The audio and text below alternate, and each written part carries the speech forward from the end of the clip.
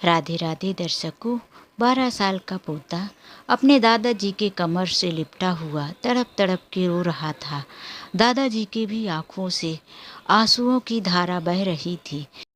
पोता सुनील अपनी माँ से कह रहा था, मम्मा, दादाजी को घर से मत निकालो मम्मा, मैं आपकी सारी बात सुनूंगा और पढ़ाई भी बहुत करूंगा मम्मा।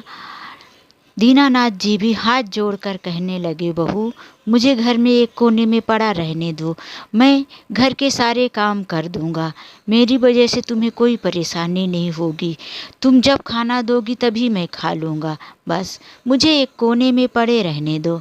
लेकिन बहू सरिता ने ना तो दादा की सुनी और ना ही पोता की। आखिर अपने ससुर को घर से निकालकर वृद्धा आश्रम में पहुंचा ही दिया। रामाधार जी का आज वृद्धा आश्रम में पहला दिन था। वहाँ उनको बिल्कुल अच्छा नहीं लग रहा था।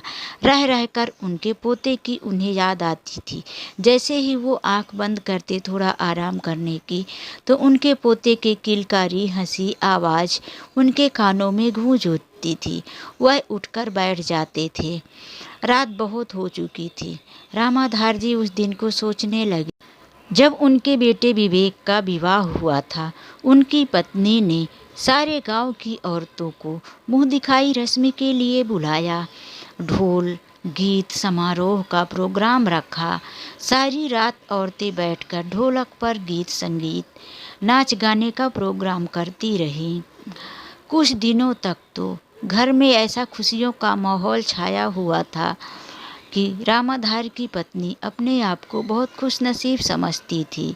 बहू सरिता भी जितने दिन तक विवेक की माँ थी तो कभी ऊंची आवाज़ में बात भी नहीं की, और रामाधार की पत्नी भी अपनी बहू को हाथों पर रखती थी।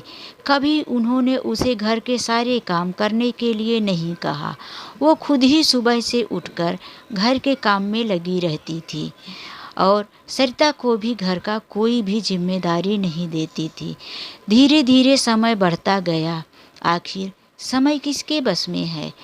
रामाधार जी की पत्नी बीमार रहने लगी। आखिर उम्र भी तो कोई चीज़ होती है। शरीर में कमजोरी आने लगी। कई बार रामाधार जी ने कहा कि तुम्हें चक्कर आता है और तुम डॉक्टर के पास नहीं जाती। पत्नी ने कहा, अरे कुछ नहीं, बस उम्र की बीमारी है, ऐसा तो होता ही रहता है।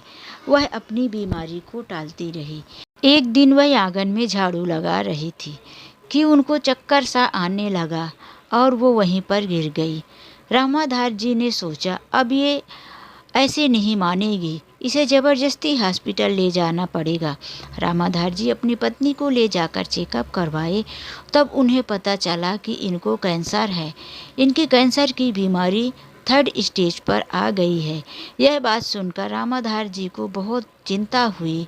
वह अपने बेटे से भी राय विमर्श किए।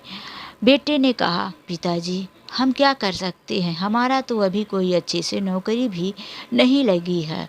रामाधार जी ने कहा, बेटा, तुम अपनी नौकरी ढूंढो, मेरे पास जो जमा पूंजी है मैं वो सब तुम्हारी माँ के दवाई में लगा दूंगा, मैं अपनी पत्नी को मरने नहीं दूंगा।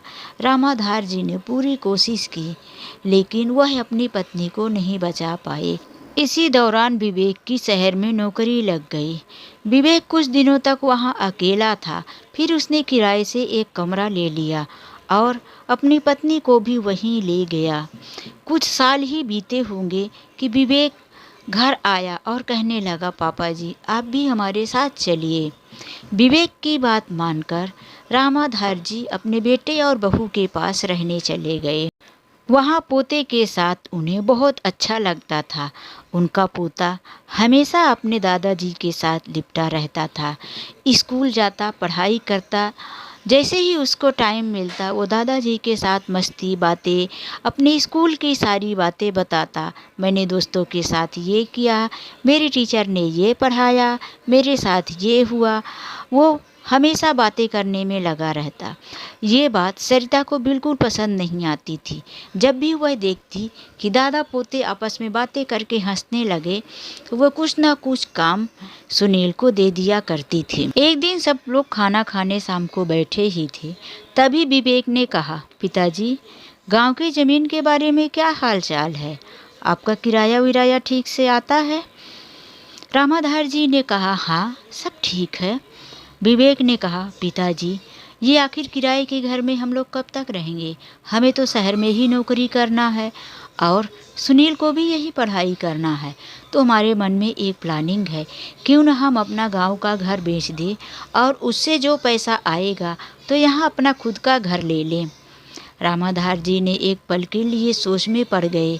उन्होंने कहा, हम अपना पुश्तैनी मकान और ज़मीन नहीं बेच सकते बेटा, यहाँ आखिर तुम लोग कब तक रहोगे? विवेक ने कहा, हम लोग यहाँ हमेशा के लिए ही रहेंगे, हमारी नौकरी तो यही है ना। रामाधार जी ने भी सोचा, आखिर बेटा तो ठीक ही कह रहा है, गांव चला जाएगा तो उसकी नौकरी छूट जाएगी, पोते की पढ़ाई छूट जाएगी। इसीलिए उन्होंने घर बेचने की इजाज़त दे दी। जब से रामाधार जी शहर आए थे, उसके बाद से घर बेचने तक उनकी बहू ने उनकी बहुत सेवा की। रामाधार जी के हाथों में पानी देती थी, टाइम टाइम से उन्हें खाना देती थी, नाश्ता देती थी। लेकिन आज घर को बेचे हुए 6 महीने बीत गए थे। रामाधार जी की बहू सरिता अब धीरे धीरे अपना असली रूप दिखाने लगी थी। एक दिन रामाधार जी को बाहर जाना था। उन्होंने कहा, बहू, मैं भी आज बाहर जाऊंगा, मुझे आज सुबह नाश्ते में कुछ दे दो। सरिता ने कहा, अरे बाबूजी, रोज़ तो आप नाश्ता ही करते हो, आज मुझे थोड़ा शॉपिंग करने जाना है, घर के कुछ सामान ख़त्म हैं, मैं आकर कुछ बनाऊंगी। आपको ज़्यादा भूख लगी है तो किचन में कल का ब्रेड पड़ा होगा, आप चाय बनाकर ब्रेड के साथ खा लो। रामाधार जी क्या करते, बहू के चले जाने के बाद उन्होंने अपने लिए चाय बना लिया और ब्रेड ढूंढने लगे। वहीं पर सूखा हुआ हवा लगा ब्रेड पड़ा था, वो चाय में डुबोकर उस ब्रेड को खा लिए। देखते ही देखते 2 बज गया। उन्हें पता नहीं था कि आज बहू और बेटे ने बाहर खाने की प्लानिंग रखी हुई है। बहू ने पोते को भी टिफिन में बाहर से ही कुछ दे दिया था। रामाधार जी 2 बजे तक ऐसे ही इंतजार करते बैठे रह गए। जब बहू आई, रामाधार जी ने कहा, बहू, आज दोपहर का खाना नहीं बनाओगी क्या? 2 बज गया है। सरिता ने कहा, अभी तक आप भूखे बैठे हो, कुछ बना के नहीं खाए? आज हम लोग एक प्रोग्राम में गए थे, वहीं पर खाना खा के आए हैं। रामाधार जी ने कहा, फिर बहू, तुम बताई होती तो कुछ न कुछ कर ही लेता। अभी ज़्यादा टाइम नहीं हुआ है बाबूजी, मैं अभी बहुत थक गई हूँ। आप गुड़ और चिवड़ा पड़ा है, वही लेके खा लीजिए, मैं बाद में खाना बना दूँगी। शाम तक सुनील भी आता ही होगा। रामाधार जी आखिर करते भी क्या, उन्होंने दोपहर के खाने में गुड़ और चिवड़ा निकाल कर खा लिया। आज तो सुबह से ही उन्हें भूख लग रही थी, लेकिन उन्हें पेट भर का भोजन कुछ ना मिला। बहू अपने कमरे में आराम करने चली गई। शाम को जब उसे लगा कि सुनील भी आता होगा स्कूल से, तब जाकर उसने खाना बनाया और रामाधार जी को भी खाने को दिया। एक दिन बहू ने कहा, मेरी तबीयत खराब है पिताजी, आप थोड़े से किचन में बर्तन पड़े हैं, वो धो लीजिए। रामाधार जी ने भी सोचा कि घर में आखिर कोई नहीं है, बहू की मदद मैं नहीं करूँगा तो कौन करेगा, यही सोचकर उन्होंने बर्तन धो लिया। उन्होंने देखा कि कमरा भी गंदा है, तब उन्होंने झाड़ू भी लगा दिया। सरिता ने देखा कि मेरे ससुर तो बड़ी अच्छी से घर का काम कर लेते हैं, इसीलिए अब तो वह ससुर से काम करवाने लगी। वह ससुर से रोज़ घर का झाड़ू मरवाने लगी और रोज़ का बर्तन भी धोने के लिए उन्हीं को लगा दी। धीरे धीरे सरिता अपने ससुर पर काम का बोझ ज़्यादा बढ़ाने लगी। एक दिन रामाधार जी को कुछ तबीयत ठीक नहीं लग रही थी। उन्होंने सोचा कि आखिर मैं दवाइयों के पैसे किससे मांगूंगा। तभी वह अपने बैंक में गए। उन्होंने बैंक में अपने पैसे की इंक्वायरी करवाई। तब उन्हें पता चला कि उनके 5 लाख रुपए में से सिर्फ उनके अकाउंट में 20,000 रुपये बचे हैं। वो घर आकर पूछने लगे, विवेक, मैंने तो अपने अकाउंट में 5 लाख रुपए जमा किए थे, लेकिन वहाँ पर सिर्फ 20,000 रुपये हैं। तुम पता करो कि मेरे बाकी के पैसे कहाँ चले गए। विवेक ने कहा, पिताजी आप कैसी बातें करते हो, पैसे कहाँ चले जाएंगे। आपको पता है ना कि आपका और मेरा अकाउंट जॉइंट में है, और आपको जब से हम लोगों ने शहर में लाया तो कितना खर्च बढ़ गया है। बिजनेस के काम में पैसे की ज़रूरत पड़ती ही रहती है, इसीलिए मैंने ही पैसे ले लिए हैं। और वैसे भी आपको पैसे की क्या ज़रूरत है, आप तो घर में खाना खाते हो, सारी सुविधाएं आपको घर में फ्री में मिल रही है। रामाधार जी अपने बेटे के इस तरह से जवाब को सुनकर हक्का बक्का रह गए कि उनके बेटे ने पहले तो उनका घर बेचवा दिया, फिर उन्होंने जो थोड़े से पैसे जमा किए थे उसे भी वह निकाल लिया। रामाधार जी की तबीयत ठीक नहीं लग रही थी, इसीलिए वह अपने कमरे में आराम करने चले गए। बहू ने बर्तन रख दिया था, वह बार बार आवाज़ दे रही थी, पिताजी आराम हो गया हो तो बाहर आके काम भी करना है, काम कर दीजिए। लेकिन रामाधार जी बाहर ना निकल पाए, उनकी तबीयत ज़्यादा खराब हो गई थी। बहू कमरे के दरवाजे तक गई और पूछी, कब से आवाज़ दे रही हूँ आपको, सुनाई नहीं देता क्या। रामाधार जी ने कहा, बहू ना तो आज मुझे भूख खाने की है और ना ही आज मेरी हिम्मत है घर के कामों को करने के लिए। रामाधार जी का पोता ये सारी हरकतें देख रहा था कि मेरी माँ किस तरह से बूढ़े दादाजी को सताती है। बच्चे ने कहा, मम्मा आज दादाजी की बुखार बहुत तेज हो रही है, आप दादाजी से काम मत करवाओ। सरिता ने अपने बेटे की ये बात सुनकर उसे डांट दिया और कहा, तुम ज़्यादा बड़ों के बीच में बोला मत करो, अपने पढ़ाई में ध्यान दो। बेचारा बच्चा क्या कर सकता था, और बेटे को उनके कमरे में जाने भी नहीं दिया। बोली, अब तुम दादाजी के कमरे में मत जाना, उनकी तबीयत खराब है, तुमको कहीं इन्फेक्शन लग गया तो तुम्हें भी बीमारी हो जाएगी। माँ के डर से बेचारा बच्चा भी दादाजी के कमरे में ना पहुँच पाया। रामाधार जी का एक बार कहना क्या था कि आज मैं खाना नहीं खाऊंगा। सरिता ने उन्हें तो ना तो पूरा दिन कुछ खाने को पूछा और ना ही पूरी रात, सब लोग अपना बनाए खाए। दूसरे दिन रामाधार जी जब उठ के खड़े हुए तो उन्हें बड़ी कमजोरी महसूस हो रही थी। उन्होंने कहा, विवेक मेरे खाते में जो कुछ पैसा बचा है वो निकाल के लाना, मुझे दवाइयाँ करवाना है। विवेक जाते जाते बोला, हाँ देखता हूँ, टाइम मिला तो बैंक चला जाऊंगा। रामाधार जी को अब भूख लग रही थी, क्योंकि उनका शरीर बिना खाए खड़ा भी नहीं हो पा रहा था। उन्होंने कहा, बहू कुछ बना है खाने में। सरिता ने कहा, घर का सारा काम अकेली करती हूँ तो थोड़ा टाइम लगेगा, आप तो कल से आराम ही कर रहे हैं, घर का कोई काम करने में मेरी मदद जो किए नहीं। रामाधार जी वहीं बैठ गए, अपने सिर पर दोनों हाथ रख के। अब उनको भूख भी बहुत सता रही थी, लेकिन बहू अपने ही कामों में मस्त थी। उसने आज नाश्ता करने के लिए भी अपने ससुर को नहीं बुलाया था। अब तो सरिता की आंखों में ससुर खटकने लगे थे। उसे लग रहा था कि इस बेकार ससुर को अपने घर में रखकर इसकी सेवा करूं, इसकी बीमारियों की दवा करवाऊं और इसे घर में पड़े पड़े 2 टाइम का खिलाऊं भी। ना तो ये घर का काम करेगा, ना तो इसके पास पैसे हैं, ना जगह है, ना ज़मीन है। फिर ये बुढ़ा मेरे किस काम का है, क्यों ना मैं इसे घर से निकाल दूं। रामाधार जी बहू की इस बात को समझ नहीं पाए, लेकिन वो मन में कितनी शातिर तरह से उनके लिए प्लानिंग बना रही थी। उसने एक दिन कहा, देखो अब तुम्हारे पिताजी इस घर में अकेले परेशान हो रहे हैं और हमें भी परेशान कर रहे हैं। तुम अपने पिताजी को वृद्धा आश्रम क्यों नहीं छोड़ देते। हमने सुना है वृद्धा आश्रम में जब लोग अपने उम्र के लोगों के साथ रहते हैं तो वहाँ उनका अच्छे से समय कटता है और वो वहाँ बहुत खुश भी रहते हैं। यहाँ उनके उम्र का कोई नहीं है। देखो हमारा बेटा सुनील भी अब उनके साथ ज़्यादा नहीं रह सकता, उन्हें हमेशा बीमारी कुछ न कुछ लगी ही रहती है। वो उनके साथ लिपट चिपट के रहता है तो उसे भी बीमारी लग ही जाएगी। विवेक ने कहा, ठीक है, पिताजी को हम वहीं ले जाकर रख देंगे और बीच बीच में मिलने देखने भी जाते रहेंगे। इतना कुछ सोचते सोचते उनके आंखों के आंसू उनके कॉलर को भिगो रहे थे। उन्हें अचानक से गीला महसूस होने लगा तो उठकर बैठ गए और फिर बोले, अरे मैं भी कहाँ खो गया था। अब तो हमें इसी वृद्धा आश्रम में ही जीवन बिताना है। समय अपनी गति से चलता रहा। रामाधार जी को वृद्धा आश्रम में रहने की आदत हो गई। रामाधार जी को अब वहाँ पर रहते हुए 14 साल बीत गए थे। इस बीच में ना तो उनका एक बार बेटा मिलने आया था और ना ही बहू। रामाधार जी एक दिन भजन कीर्तन करके बैठे हुए थे, तभी उनके सामने एक हट्टा कट्टा नौजवान आकर खड़ा हुआ।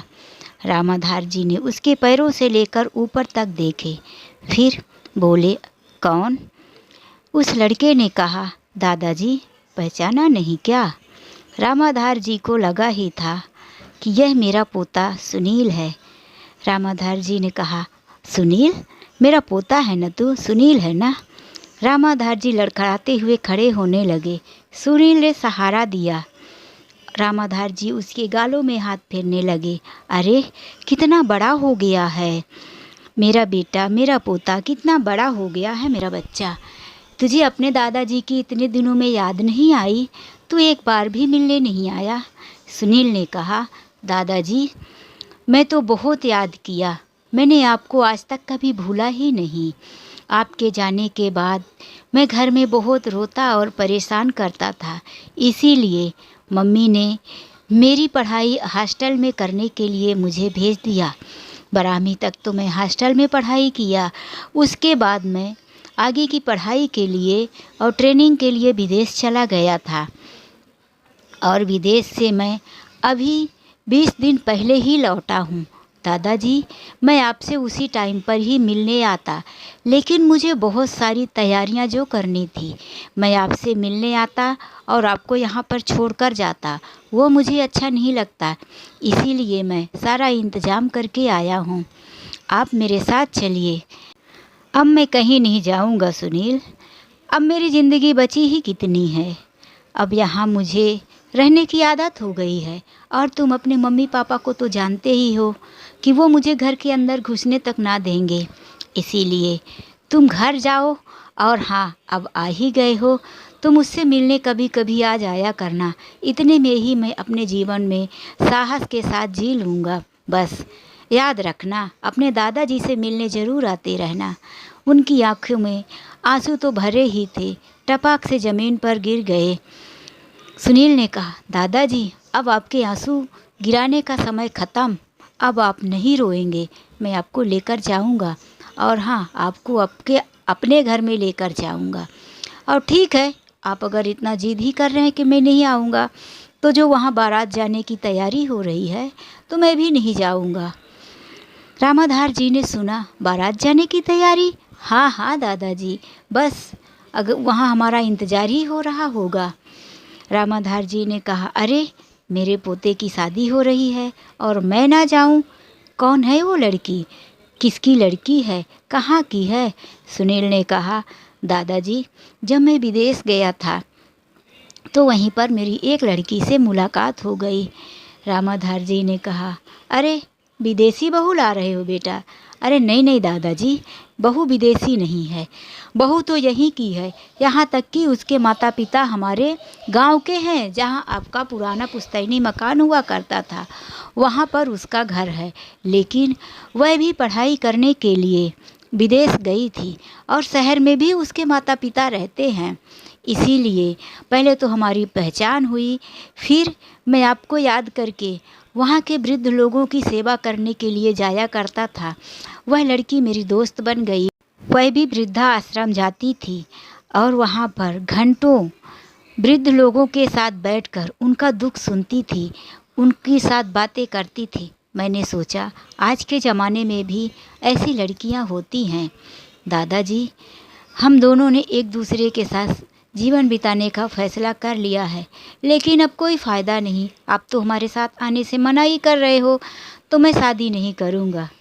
रामाधार जी ने हड़बड़ाते हुए कहा, अरे नहीं नहीं नहीं, ऐसा नहीं है बेटा। क्यों नहीं? चलो मैं अभी तुम्हारे साथ चलता हूँ। हाँ हाँ, लेकिन वृद्धा आश्रम के कुछ रूल्स नियम भी होते हैं। जाओ मैनेजर से बातें करो और कुछ पेपर वाली कार्रवाई होगी वो कंप्लीट करो। सुनील ने कहा, दादाजी वो मैं आते ही सब कुछ कर चुका हूँ, बस आप यहाँ से चलिए। इतना कहकर सुनील अपने दादाजी का हाथ पकड़कर अपनी गाड़ी में बिठाकर ले आया। जैसे ही सुनील घर के दरवाजे पर आया, सुनील की माँ इंतज़ार ही कर रही थी। दरवाज़ा खोलते ही, अरे बेटा कहाँ चला गया था? कब से हम लोग इंतज़ार ही कर रहे हैं। तुमको पता है शादी से पहले कुछ जो कार्यक्रम होते हैं वो भी करने बाकी है। हाँ हाँ मम्मी, बस मैं भी कुछ ज़रूरी काम ही करने गया था। इतना कौन सा ज़रूरी काम था बेटा जो किसी और को नहीं बोल सकते थे? अरे नहीं मम्मी, किसी और को नहीं बोल सकता था, तभी तो मैं गया। अच्छा बताओ कौन सा ज़रूरी काम है? जब सुनील की माँ ने इतना कहा तो सुनील साइड में हटा। सामने अपने ससुर को देखकर सरिता एकदम से सक्का पक्का हो गई। अरे, मन में तो कुछ बोलना चाहती थी, लेकिन अब वो बेटा छोटा नहीं रहा जिसके हाथों से छीनकर वो वृद्धा आश्रम में अपने ससुर को छोड़कर आई थी। उसे लगा कि घर में नात रिश्तेदार, जात बिरादरी के लोग आए हुए हैं। उनके सामने यदि मैं सुनील को कुछ कहती हूँ तो अब सुनील भी हमारी बराबरी का हो गया है। हम अपने बेटे को खो देंगे। कुछ न कुछ तो वो ज़रूर उल्टा ही काम करेगा। जब वो हमसे बिना बताए दादाजी को ला सकता है तो वो कुछ भी कर सकता है। अपने मन में यही सोचते हुए गुस्से को पी गई और मुस्कुराते ही वो बोली, हाँ हाँ क्यों नहीं।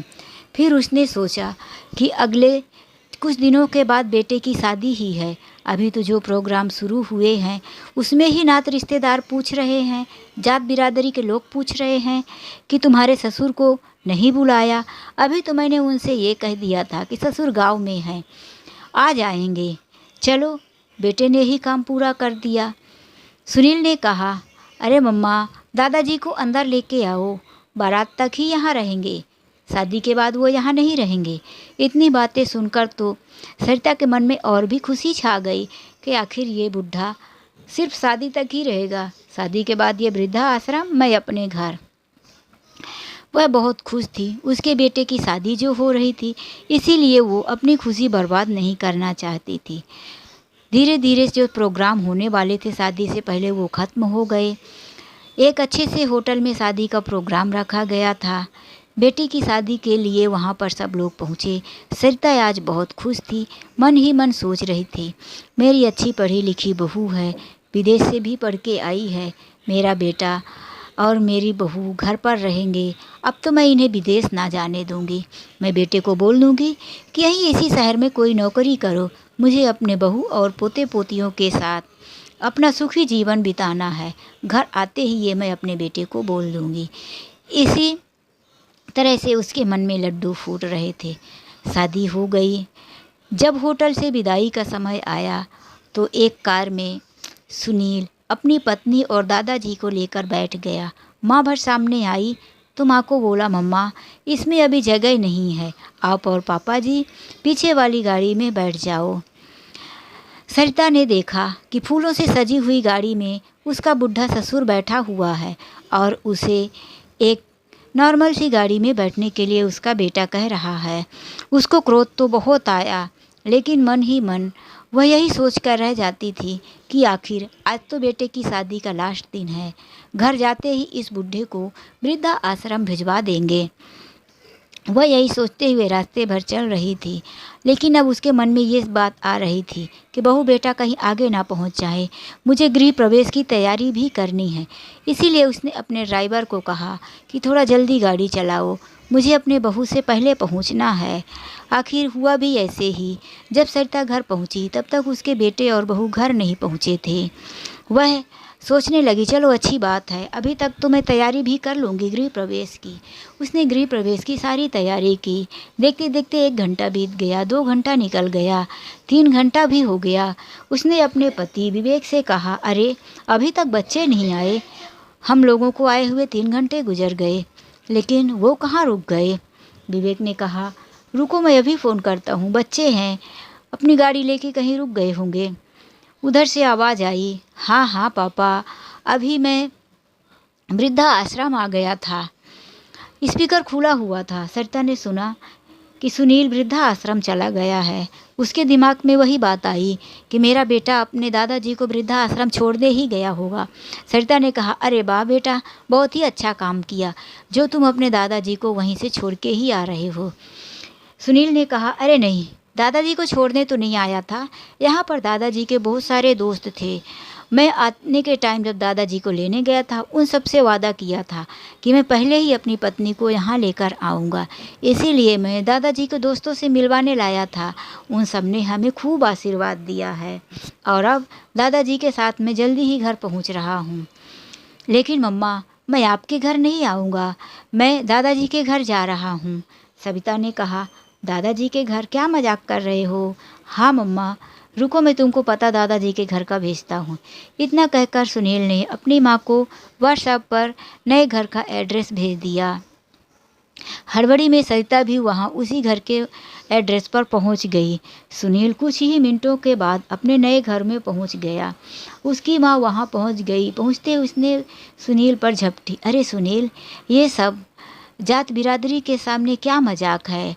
वहाँ घर में मैं तुम्हारा इंतज़ार कर रही थी गृह प्रवेश के लिए, लेकिन तुम बहू को लेकर यहाँ पता नहीं किसके घर पे आ गए हो। सुनील ने कहा, मम्मा देखो, वहाँ नेम प्लेट में क्या लिखा है? रामाधार जी। देखो, ये दादाजी का घर है और तुमको दादाजी के घर में आना है तो ठीक है, नहीं तो तुम्हारी मर्जी। माँ तो गुस्से से जल भून ही रही थी। वह बोली, कोई चलो ठीक है, कोई नहीं, मैं तुम्हारे यहीं गृह प्रवेश की तैयारी करती हूँ। सुनील ने कहा, अरे गृह प्रवेश की तैयारी करने के लिए आपको तकलीफ़ उठाने की ज़रूरत नहीं है माँ। मेरे गृह प्रवेश की तैयारी तो हो चुकी है। देखो दादाजी आरती की थाली लिए हुए वहाँ पर खड़े हैं।